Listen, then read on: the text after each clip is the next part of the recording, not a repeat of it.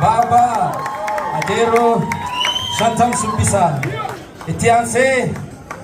isaan magala sa inyo no jinjiratani Adero Baba Afandi Senyor